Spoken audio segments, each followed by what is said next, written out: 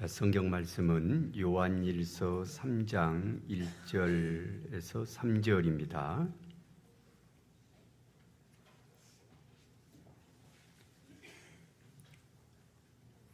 보라, 아버지께서 어떠한 사랑을 우리에게 베푸사 하나님의 자녀라 일컬음을 받게 하셨는가.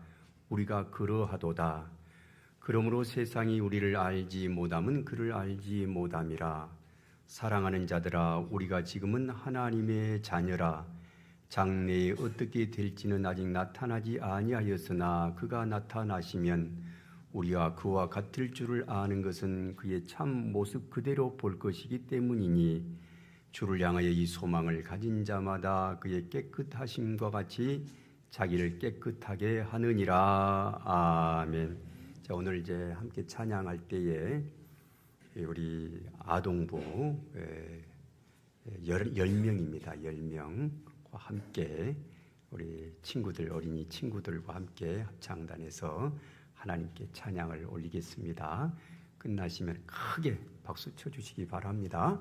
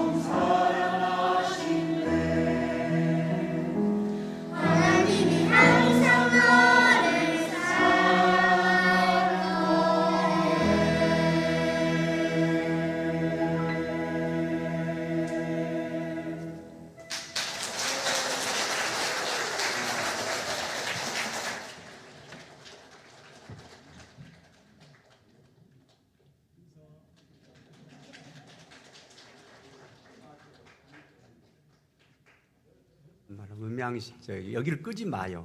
자, 우리 잠깐 어르신들 일어나세요. 오늘 어린이 주일이니까 잠깐 일어나셔서 다시 한번 박수 한번 보내드립시다. 예, 고맙습니다. 10명의 우리 어린이 친구들 건강하시고 주님의 좋은 자녀들 되세요. 예, 음향실 끄지 말고 그대로 켜두세요. 결정적인 순간에 딱 그냥 소리가 안 나니까 참 그렇습니다. 자, 오늘 주신 본문 말씀은 1절에 보면은 보라 아버지께서 어떠한 사랑을 우리에게 베푸사 하나님의 자녀라 일컬음을 받게 하셨는가. 하나님은 우리를 하나님의 자녀로 일컬음을 받게 하셨다라고 표현을 하고 있습니다. 하나님의 자녀라고 우리를 부르십니다. 그리고 이제 2절에서도 사랑하는 자들아 우리가 지금은 하나님의 자녀라 이렇게 말씀을 합니다. 우리가 이제 하나님 앞에서 갖는 여러 가지의 영적인 그런 이제 호칭들이 있습니다. 성도이기도 하고 신자이기도 하고 또 교회에서는 법적인 위치로서 교인이라 그렇게 부르기도 합니다만은 하나님의 자녀라는 거 이게 얼마나 굉장한 표현인지 몰라요. 하나님의 아들과 딸. 그래서 이제 하나님을 아버지라고 부를 수 있는 것 참 얼마나 귀하고 아름다운 표현인지 모릅니다. 그래서 이제 예수님은 이제 하나님과 성도와의 관계를 바로 이제 육신의 아버지와 아들의 관계로 비유하신 적이 있습니다. 이제 성도가 하나님께 구하면은 받고 찾으면 찾게 되고 문을 두드리면은 그 문을 열어준다라고 예수님이 말씀을 하시면서 육신의 부모도 자식이 떡을 달라는데 돌을 주지는 않는다. 그리고 생선을 달라는데 뱀을 줄 그런 부모는 없다. 비록 그 아버지가 밖에서는 악한 부모일지라도 이 가정에서는 그 아버지는 자식에게는 어찌하든지 좋은 것을 주려고 하는 분이다라고 예수님이 육신의 부모됨의 그 본심을 하나님의 그런 어떤 사랑으로 비유하여 설명하고 있습니다.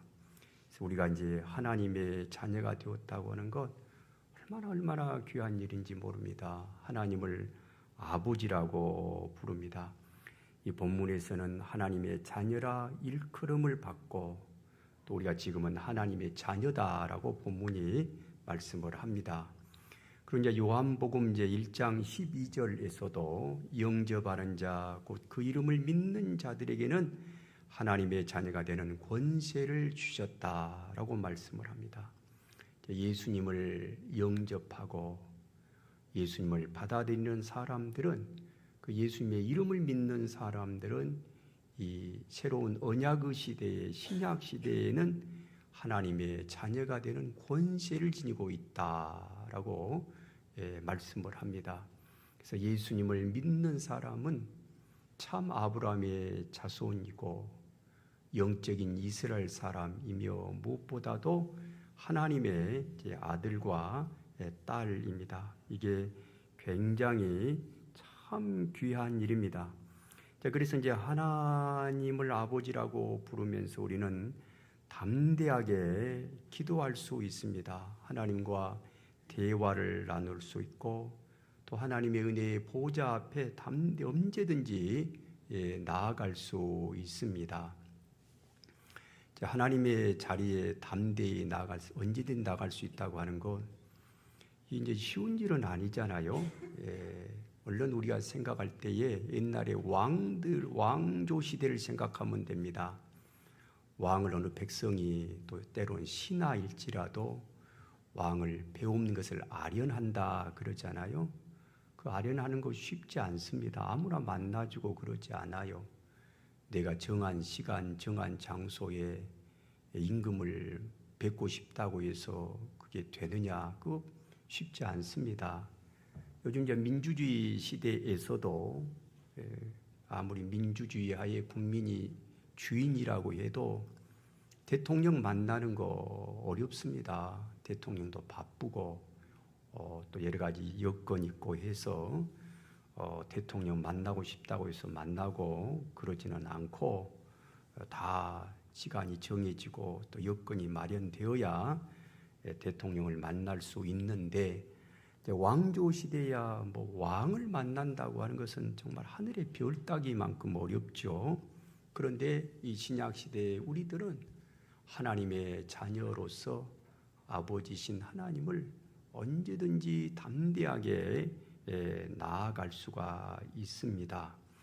그리고 이제 하나님의 자녀라고 하는 것 이렇게 언제든지 기도할 수 있고 얼마든지 하나님을 만날 수 있고 또 그리고 또 하나님의 자녀로서의 가진 특권은 하나님의 상속자가 된다는 겁니다. 이제 부모와 자식은 피를 나눈 관계고 가장 가까운 사이죠. 그때 이제 부모가 자식에게 여러 가지 사랑을 줍니다. 사랑을 주는데 가장 큰 사랑 중에 하나는 이제 부모가 이제 늙고 돌아가실 때쯤 되면은 자녀에게 상속을 하잖아요. 상속은 아무나 아무에게나 하지 않죠. 피를 나눈 피가 들어있는 자녀에게 상속을 합니다. 우리가 하나님의 자녀로서 상속받는 거 그게 뭐겠습니까? 우리의 영혼이 천국에 들어가는 겁니다. 천국에 들어가서 주님과 영원히 사는 것이 바로 하나님이 우리에게 주시는 귀한 상속입니다. 이런 이제 상속을 받았다고 하는 것 감사하고 또 흑암의 권세에서 건짐을 받았어요. 우리는 마귀의 자녀가 아닌 하나님의 자녀입니다. 그래서 성령님이 우리를 인도하고 그리고 하늘나라의 하나님 나라의 국민으로 이렇게 살아갑니다. 이제 우리 안에 성령님이 계시고 이렇게 됩니다. 또 이제 우리가 하나님의 자녀로서 귀한 것은 하나님의 말씀으로 잘 양육을 받는다는 거예요. 이제 부모가 아버지가 이제 자식에게 아들에게 이제 가르쳐 줄 때에 교육이란 것은 두 가지가 있습니다. 학교 공교육에서 배우는 책상머리 교육이 있고 부모에게 배우는 이제 밥상머리 교육이 있죠. 이제 책상머리 교육은 되게 교과서적이고 원리적인 것들을 배워요. 그래서 이제 한 사람 만남도 그렇잖아요. 두 명 있을 때는 여러 가지 내밀한 이야기를 합니다. 그게 이제 책상머리예요. 지혜, 인생에 살아가는 귀한 정보들, 정말 비밀스러운 말들, 그건 아버지가 아들에게만 해줄 수 있는 것이지 공교육에서는 해줄 수가 없어요. 사람 관계도 3명 이상 되면은 속에 있는 이야기는 거의 알 수가 없는 겁니다. 3명 이상 돼서 속 이야기 했다가 다 그냥 뒤통수 맞죠. 그러니까 이제 1대1로서 아주 저 사람을 믿을 만하다 하면은 밥상머리 교육을 하잖아요. 어릴 때 이제 아버지가 아들에게 여러 모양으로 이제 밥상머리 교육을 하는데 이제 공교육은 그저 이제 드라이한 거, 교과서적이고 원리적인 것을 알려주지만은 이제 부모는 자식에게 그 귀한 이야기를 합니다. 그래서 선생도 두 가지가 있어요. 티처라는 선생이 있고 튜터라는 선생이 있어요. 티처는 한 여러 명, 20명, 30명 학생들을 교탁에서 가르치는 선생님을 티처라고 하고요. 튜터는 같은 선생이라도 개인 교습을 하는 선생, 1대1로 되게 영국식 교육이 튜터 제도입니다. 그래서 이제 선생 한 사람과 학생 한 사람이 이런 이야기 저런 이야기 하면서 공부도 가르치고 또 인생의 많은 지혜도 가르치고 개인 과외가 좋은 점이 뭐냐라면 학생이 뭔 수학을 하다가 딱 막히는 부분이 있거든요. 원래 공부는 혼자 하는 거예요. 혼자 하다가 도저히 자기 머리로는 이게 뚫고 나가지를 못해요. 근데 그거 하나만 가르쳐 주면 그냥 점프를 하거든요. 점프. 그때 이제 이 튜터가 필요해요. 그렇잖아요. 이제 그럴 때 이제 티처는 그거 해줄 수가 없어. 여러 명이니까. 그래서 이제 그 개인 과외가 그래서 좋습니다. 저는 대학교 4년 동안 이제 등록금 마련할 때에 4년 거의 과외를 했어요.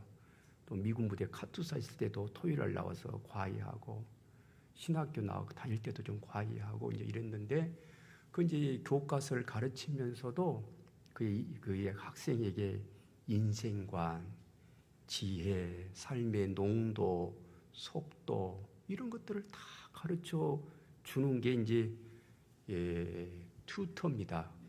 가장 위대한 튜터는 누구냐? 아버지죠, 아버지. 아버지가 이 모양, 저 모양으로 좋은 걸 가르쳐 줘요. 그래서 아버지가 변호사일 때 아들이 변호사이면은 단순한 사람 관계에서 아주 아주 내밀하고 좋은 정보를 가르쳐 주거든요. 아버지가 의사인데 아들이 의사로서 의대를 나왔다고 해서 이제 병원의 어떤 경영을 잘하고 환자를 잘 만나느냐, 그 공부한 것만 갖고는 안 돼요. 오히려 훨씬 더 많은 것이 내가 30년, 40년 의료 행위를 해보고 많은 환자를 만나봤는데 이러이러한 면이 있더라, 저런저런 면이 있더라는 아주 그냥 이 살코기 같은 아주 그냥 뼈에 나오는 그런 지혜를 자식에게 알려주잖아요. 이게 그렇게도 귀하죠. 그래서 이제 하나님이 우리에게 튜터로서의 교육을 해주시는 것, 그게 바로 성령님 아니겠습니까? 성령님이 우리 각자 우리 마음속에 오셔서 내가 가면은 진리의 영이 오셔서 너희를 진리의 길로 인도한다라고 예수님이 말씀하셨는데 바로 성령님은 우리에게 개인 교습을 해줘요. 그래서 이 모양 저 모양 우리를 이렇게 인도하여 이렇게 천국으로 안내합니다. 그래서 이 자식으로서의 갖는 그 위치는 너무 중요하죠. 부모가 좋은 거, 비밀스러운 거 이런 것들을 가르쳐주고 그러죠. 쉽지 않잖아요. 이건희는 셋째 아들인데도 그 이병철의 사랑을 많이 받아가지고 아버지가 다 상속을 했어요. 삼성의 대권을 그 이건희한테 주어서 이건희는 하루아침에 아버지의 상속으로 인해서 이제 재벌됐습니다. 수조의 재산을 받았고 무엇보다도 아버지를 잘 따라다니면서 많은 그 경영의 그 기술들 그런 건 학교에서 배우는 게 아니잖아요. 대부분 다 경험을 통해서 경험을 통해서 배워서 아버지가 주는 거 이게 굉장히 중요합니다. 그래서 우리가 하나님의 자녀라고 하는 것 바로 하나님은 우리에게 비밀스럽고 좋은 것들 참 인생과 신앙의 그런 아름다운 것들 최고의 것들을 알려줍니다. 그런 점에서 하나님의 자녀라고 하는 것은 굉장한 특권입니다. 자, 그리고 그러면서 또 이제 자녀가 주는 기쁨이 있습니다. 부모인데 부모가 자녀를 낳아서 인생 살면서 참 얻는 기쁨이 많습니다. 결혼해가지고 자녀가 태어났습니다. 태어났는데 참 얼마나 자녀가 이쁘고 귀여워요. 참 자녀를 낳을 때 부모의 그 기쁨이라는 것은 이루 말로 다 할 수 없습니다. 첫 아이가 낳는데 그 아이가 참 나를 많이 닮았어요. 그래서 태어났을 때 보면 아주 그냥 정말 핏덩어리인데도 발가락을 보고 손가락을 보면 5개예요. 그렇게 신비하더라고요. 그렇게 신비해요. 왜 발가락이 4개가 아니고 3개가 아니고 5개일까? 손도 그렇고 발도 그렇고 신기하고 신비스럽고 아름답고 너무 정말 아름다워 신기해요. 그러면서 이제 그 애가 자라가면서 어쩌면 부모를 그렇게도 닮을까? 외양뿐만 아니라 사고 방식, 또 호불호, 뭘 좋아하고 뭘 싫어하고 음식에 대한 거 다 비슷해요. 그래서 자식은 부모의 자화상이라 그러잖아요.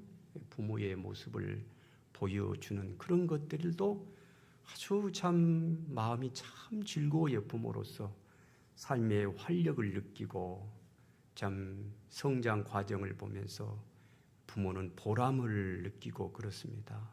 그리고 부모도 또 이렇게 정서적인 어떤 그 텐션이 있는데, 긴장이 있는데, 밖에 나가서 열심히 일을 하고 스트레스를 이렇게 많이 받아도 집에 와서 그 딸이 아들이 방긋 웃는 모습을 보면은 스트레스가 다 풀려요. 자식에게 부모에게 주는 기쁨이 참 많습니다. 그래서 부모가 자식이 은혜를 주는 것도 있지만은 부모의 은혜를 많이 받죠, 자식이. 그러면서도 부모도 자식에게 많은 도움과 은혜를 받습니다.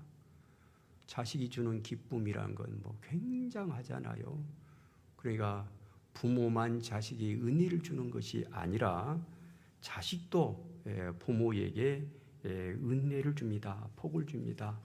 그리고 부모는 그 자식을 키우면서 어떤 사회적인 책임감도 배우고 사회인으로서의 하나의 이제 역할을 잘 감당을 합니다.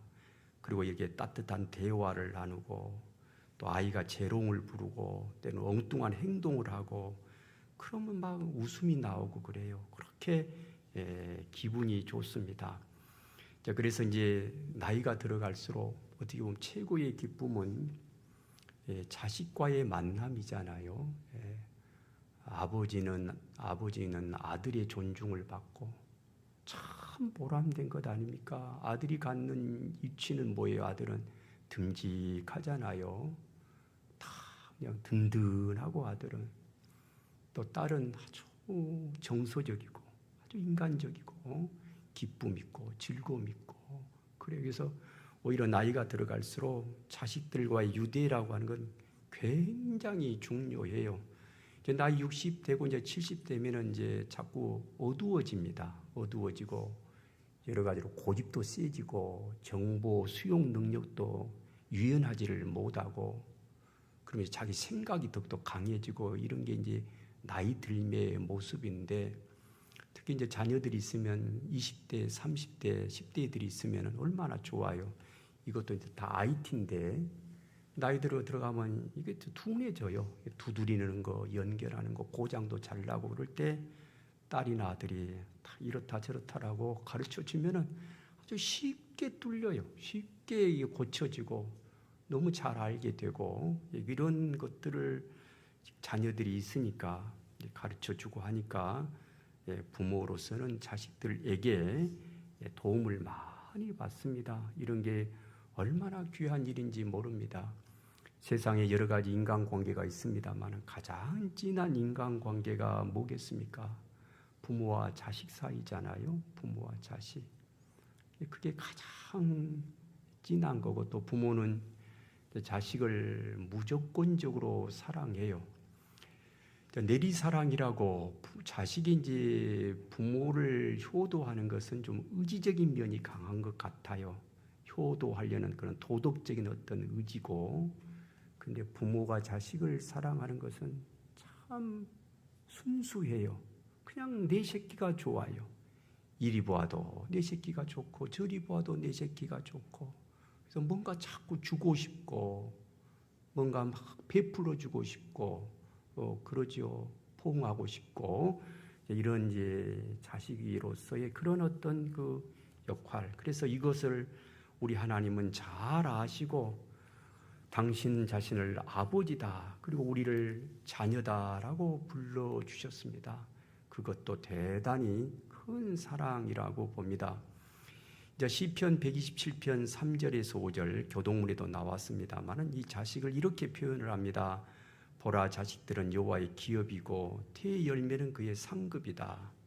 젊은 자의 자식은 장사의 수중의 화살과 같은데 이것이 그의 화살통에 가득한 자는 복이 있다. 그들이 성문에서 그들의 원수와 담판할 때에 수치를 당하지 아니한다 라고 말씀을 하고 있습니다. 그러니 우리에게 자녀가 있다고 하는 것이 굉장히 복된 겁니다. 정말 귀한 일이에요. 내게 이런 아들 주신 거 감사합니다. 딸 주신 거 감사합니다. 네가 자랐다고 하는 거, 내 뱃속에 태어나 준 것만 또 참 고맙다 라고 해야 되겠죠.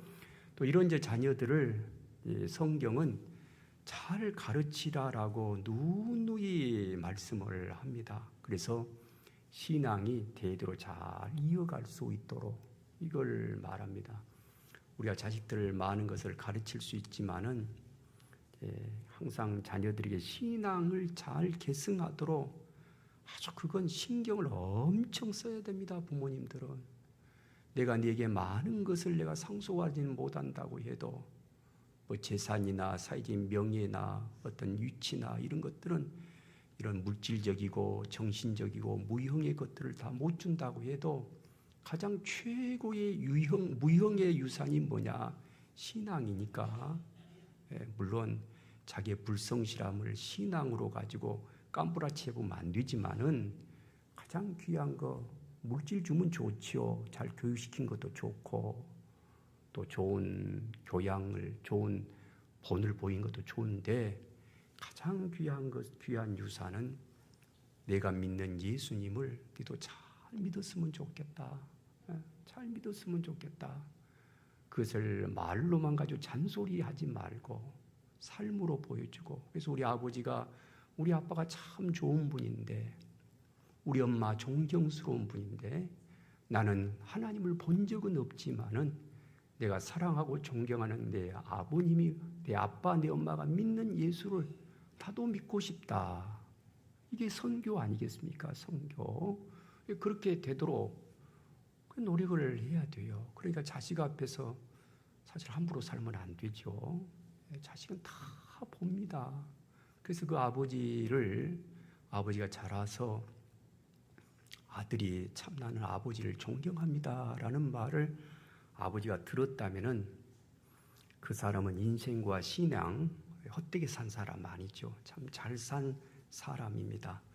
어찌하든지 성경에서는 자식들에게 신앙을 잘 넣어줘야 된다. 잘 가르쳐서 그 신앙이 잘 내려가는 그런 집안이 되도록 이것을 누누이 말을 합니다. 해서 그 유대인들은 신앙이 그들이 유랑을 했는데도 3,000년 동안 바벨론 제국에 망했는데도 2,500년, 3,000년 동안 하나님 신앙을 버리지를 않지 않습니까? 신명기 6장 7절에 오늘 내가 네게 명하는 이 말씀을 너는 마음에 새기고 네 자녀들에게 부지런히 가르치라. 집에 앉았을 때든지 길을 갈 때든지 누워 있을 때든지 일어날 때든지 이 말씀을 강론할 것이고 너는 또 그것을 네 손목에 매어 기호를 삼으며 네 미간에 붙여 표로 삼고 또 내 집 문설주와 각 바깥문에 기록하라라고 말씀을 하고 있습니다. 그러면서 또 이제 이런 말씀도 있습니다. 자녀들에 대해서 우리 부모가 해야 될 에베소서 6장 4절에 보면은 아비들아 너희 자녀를 노엽게 하지 말고 주의 교양과 훈계로 양육하라. 잘 가르치되 그렇다고 노엽게 하지 않도록 그 자식의 정서, 감정, 위치, 상황, 그의 천성, 개성을 존중하고 있는 그대로 볼 줄 알면서 거기서 키워줄 줄 아는 그런 부모로서의 양육의 기술이 필요하다는 거예요. 노엽게 하지 말라는 게.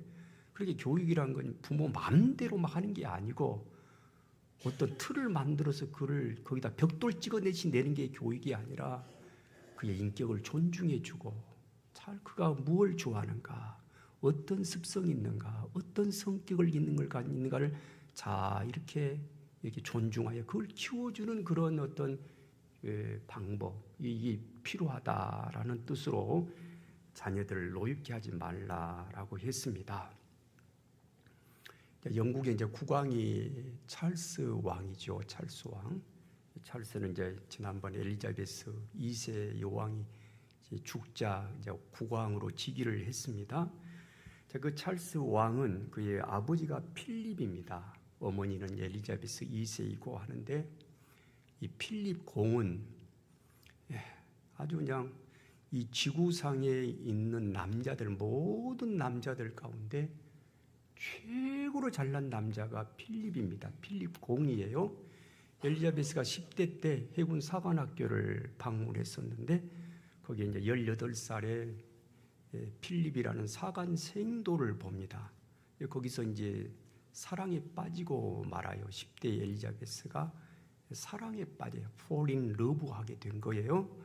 근데 이제 이 필립을 좋아해가지고 이제 나이 20대 돼서 결혼을 했는데 필립은 뭐 정말 잘난 사람이에요. 남자 중에 해군 장교로 복무를 했고 키도 엄청나게 크고 얼굴은 조각상처럼 잘 생겼고 그리고 명석하죠. 명석하고 뛰어나고 지혜롭고 카리스마 있고 능력 있고 하여튼 남자로서 모든 걸 다 갖춘 사람이에요.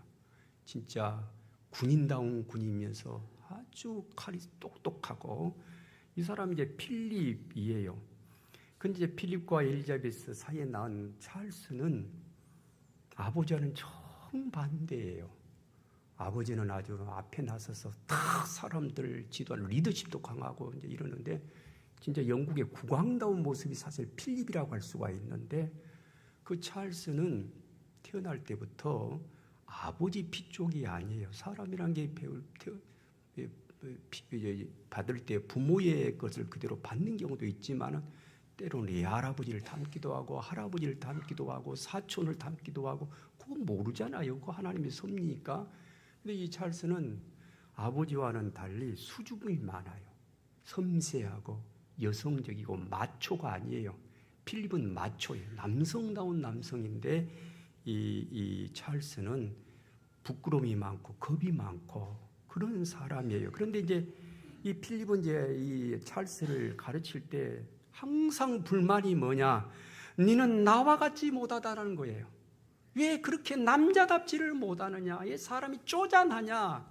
하고 자꾸 경멸하고 멸시하고 그래요. 이 아버지가 조롱하고. 그러니까 이 찰스는 그럴수록 주눅이 드는 거예요. 아버지 앞에 꼼짝을 못해요.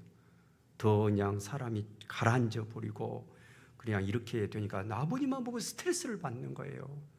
그렇죠. 사람은 하나님이 주신 천성이라는 게 있어요. 천성.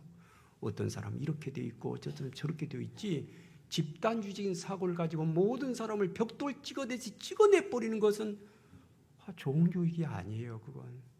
아비들아 너희 자녀를 노엽게 하지 말라.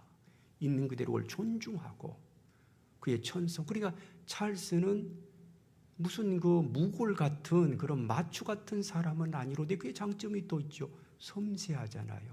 부드럽고 또 남을 괴롭히지 않고 이런 사람이었어요. 그래서 뒤에 가서 찰스는 내가 길 가고 싶다고 친구들에게 그렇게 고백을 많이 했대요. 또 어머니 엘리자베스는 차갑죠. 아주 차가워해서 어머니로서 어머니에게 그런 따뜻한 사랑을 받지를 못하고 하루에 30분 이상 어머니랑 같이 있어 보지를 못했답니다. 그러니까 찰스가 어머니나 아버지에게 바라는 것은 뭐였느냐? 아버지에게 바라는 것은 아버지랑 나랑 같이 대화 나누고 이야기 나누고 잔디밭에서 서로 손을 아버지랑 아빠랑 손을 잡고 걸어다니고 인생을 이야기하고 그 자꾸 지적질하지 말고 막 사람을 질식시키지 말고 서로 교감을 나누는 그런 따뜻한 아버지. 아버지가 나를 포옹해주고 뽀뽀해주고 안아주고 격려해주고 어머니가 또 그러고 어머니가 좀 나를 안아주고 보듬어주고 뽀뽀해주고 근데 그런 걸 일체 두 아버지 어머니에게 받은 바가 없어요. 찰스. 그러다 결국 이제 결혼을 했는데 그 다이애나라는 아내가 얼마나 이쁜 여자인데도 이 다이애나에게 정이 가지를 않고 오히려 연상의 여자인 까밀라에게 위로를 받고 평안을 얻고 그렇게 되었습니다. 그러니까 이제 교육이라는 것은 자녀들 있는 모습 그대로. 우리 예수님의 위대한 점이 뭡니까? 우리 예수님의 제자들의 구성을 보면요, 12명이 다 개성들이 달라요. 극과 극이에요. 어떤 사람은 아주 액티브하고, 어떤 사람은 아주 계산적이고, 어떤 사람은 굉장히 정서적이고, 요한은 굉장히 정서적, 여성적이에요. 근데 이제 베드로는 아주 감정적이고, 마태 같은 사람은 아주 머리가 똑똑하고 도마 같은 사람. 그러니까 이 12명의 제자들이 다 그 성격들이 천차만별이에요. 그런 천차만별의 사람들을 예수님은 용광로처럼 녹여가지고 멜팅해가지고 하나님의 나라를 각자의 달란트대로 이루어 가신 것, 이게 예수님의 위대한 교육이고 양육이었어요. 우리들도 그런 모습이 되고, 사람 만날 때도 너무 내 식대로 만들려고 하지 마시고 있는 모습 그대로 그를 존중해 줘요. 그리고 교육은 그를 돈을 잘 벌게 하고 출세하고 사회에 굉장한 권세를 갖고 그러려고 교육을 한다기보다는, 너는 따라 이론 하나님 잘 믿고 옆으로는 다른 사람을 괴롭히지는 말라. 남에게 손해를 주거나 남의 눈에 눈물을 흘리거나 그렇게 하지 말고 착한 사람이 되면 너는 참 좋다, 이렇게 해주는 것이 저는 좋은 교육이라고 봐요. 자식을 그냥 성공 위주로 가게 되면 부모의 그 결핍, 부모가 이루지 못한 꿈을 자식을 통해서 대리만족하려고 하는 그런 것을 하게 되면 자식들은 그걸 알아버립니다. 내가 엄마의 수단이냐, 아빠의 수단이냐, 이렇게 돼요. 이건 교육이 아니죠.